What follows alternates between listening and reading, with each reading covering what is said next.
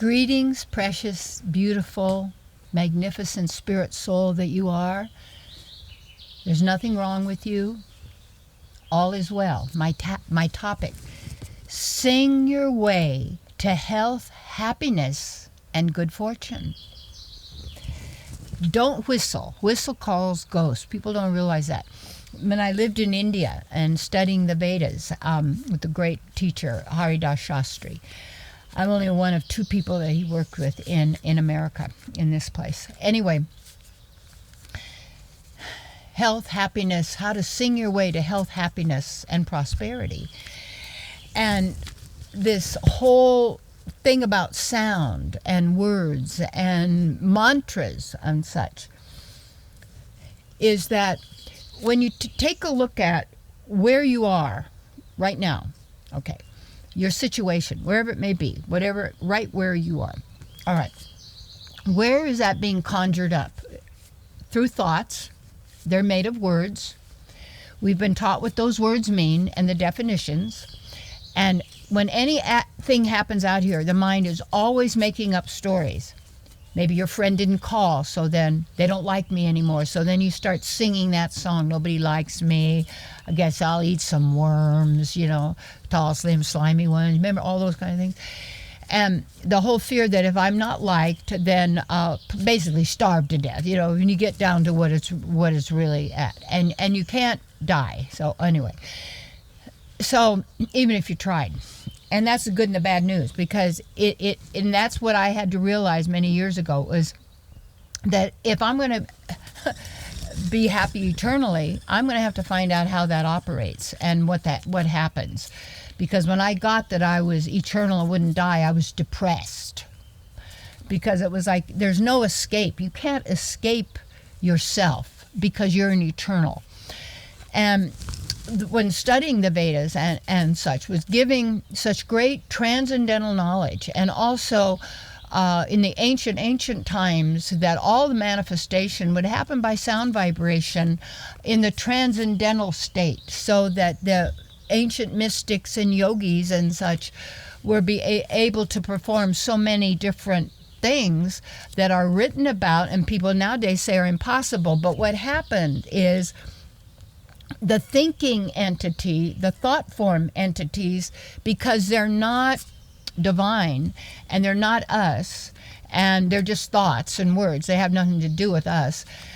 We're divine beings, and we then have our own transcendental sound vibration, and everything here has a vibrational signature in this world that gave the Vedas given the great knowledge in the Bhagavad Gita, Srimad Bhagavatam, Chaitanya Charitamrita. There's so much. And yet everything gets watered down by whoever translates, because everybody's got their axe to grind, so to speak, or what they're trying to prove, or what their group wants everybody to believe or think, because they want to control and direct humanity and animals and what's happening in their world, where there are no surprises, in a sense. So when you realize you can sing yourself to health, happiness, and good fortune, we've also been taught that you don't really have a good voice, and if you're going to sing, you have to sing according to the music that you've been given, the songs that have been written, and then you start to look at what the words are on these songs that we've been singing. Your cheating heart will make you grieve. Oh, do, do, do, do, do, do. There was this really cool woman who was a really good blues singer up in Carmel, California. When we go to summer retreats, I take my girls and such. And she was a really great singer, but the songs she sang, all of the blues and sound, you look at the people, the songs that they sing and who they are, and you notice how they take on all of that, and that's how they act and how they behave and what they do, because their own sound vibration is controlling them. And so therefore most people are singing themselves into sickness, bad fortune, and misery. And by the words they're saying, by the tone of their voice, by what they believe, by what they think is happening, by how they're manufacturing everything into their mind so that they come up a loser, so that they come up penniless, you might say, because we do the money thing. They accept the verdict. They accept the diagnosis. There's no cure. That's the whole deal. There's no cure. Because, see, a cure means you wouldn't need any medicine. And the real medicine is your own sound vibration. And how important that is. And what you're believing. And what words that you're internalizing. And what thought forms you're actually living under and expressing and being subjected to. So how to actually sing your way to health, happiness, and good fortune is to, first of all, don't listen to sounds and music or conversations or words that are coming to you, at you, from you, out of devices of any kind that are not inspiring. And I would suggest that you tune your instruments to 432, plus you might want to get a set of tuning forks that are particular levels to help you when you start humming and you start singing, that you start searching for harmonics that are harmonious.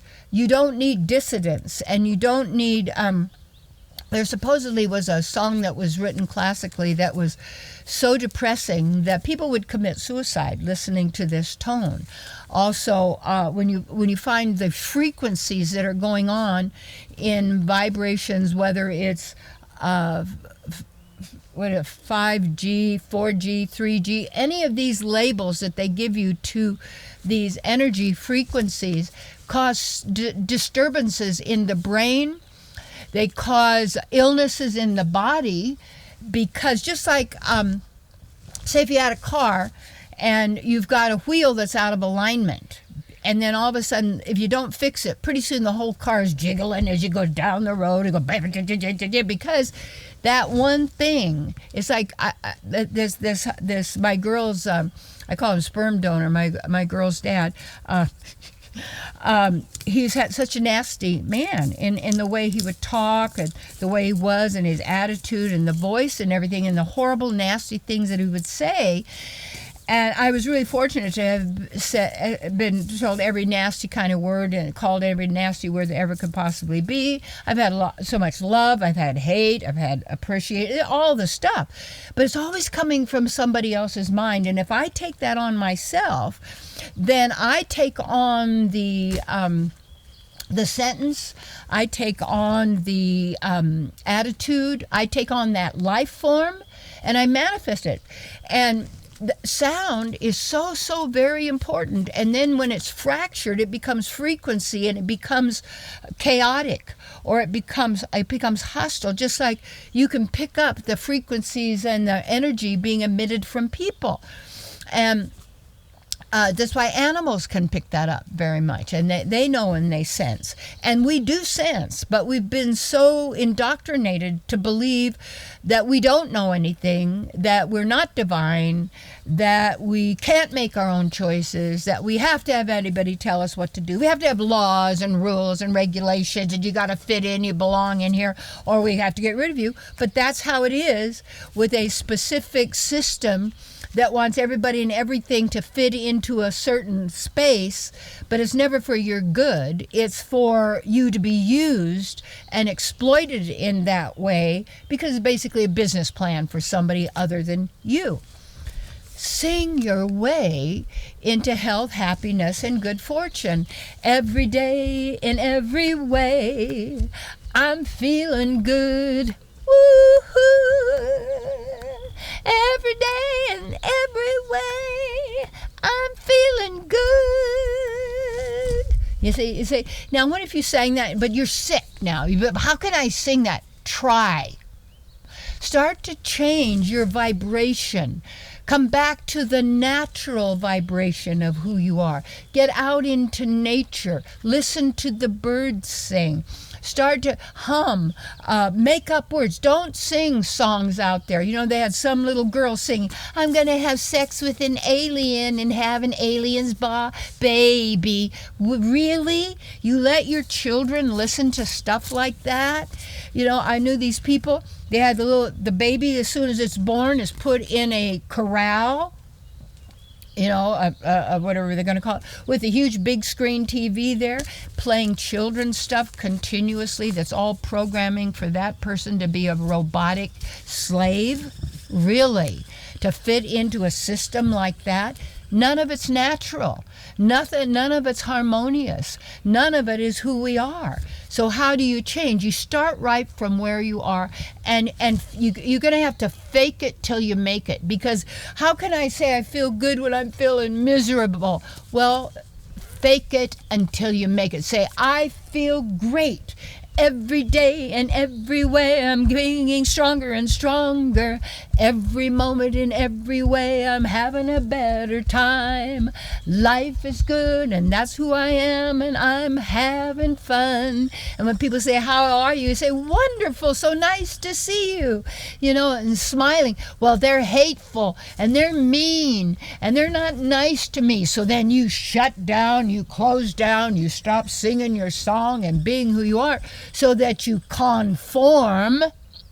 You're with the form of the hive mentality of a bunch. Once when I was in Peru, and I was in Lima, Peru, and it's a very dismal place, and they were having some kind of a freedom march, but there was no joy. It was everybody marching, and people get drugged up with fake food, drugged up with prescription things, drugged up with hard, you know, like drugs that are manufactured in different situations, and these frequencies and these energy waves that are going, because as long as you believe your mind and thoughts, you're going to be controlled. And that the key is to liberate yourself. And you liberate yourself from knowing how you function, how this world functions, and that's my work, is to be here to serve you. And your happiness is my divine pleasure, because when people have envy, they never are happy for your well-being. That's why it's so important for you to invest in yourself. And that's why I offer my counseling, and I offer it on Love Offering, because I know there's people that have more resources available and stuff, but you always have to give something, because unless you give out, and I want to thank the people that are helping me to do this work, because this is the work you like. This is helping you. And when you help me, it helps me to help you, because I'm able to then do this to offer you the results of my, you know, years and years and years and years of research. And I'm always willing to dump anything that I find something better. Okay, most people, no, I'm going to stay sitting right here because this is what I believe. My family believed this. I'm in this group, and we all are together, and we're all right here doing this without the real investigation. And when you do your spiritual sleuthing, really, and I offer also the mentoring for people that you're working on a continual basis with me through the phone or in person, that working and with the resources that I have that I suggest for you, because you got to do your own work. But to work with you could solve any problem almost immediately and come back to who you really are, because this moment is the first moment of the rest of your entire existence, which is eternal. And since you are an eternal being, the greatest investment is the one you make in yourself. Investment, the work that you do.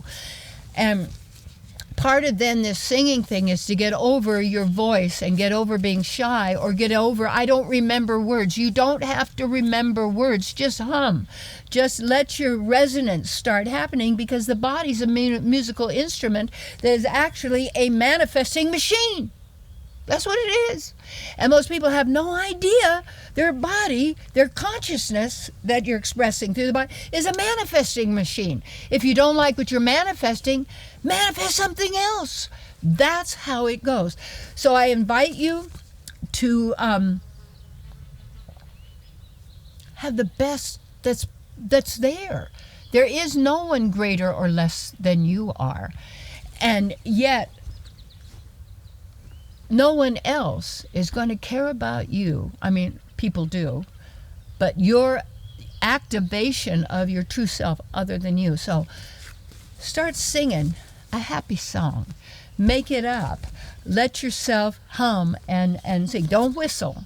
Because that, I mentioned at the beginning when I was studying in the Vedas, they have information and knowledge that most people in the Western world have no inkling of.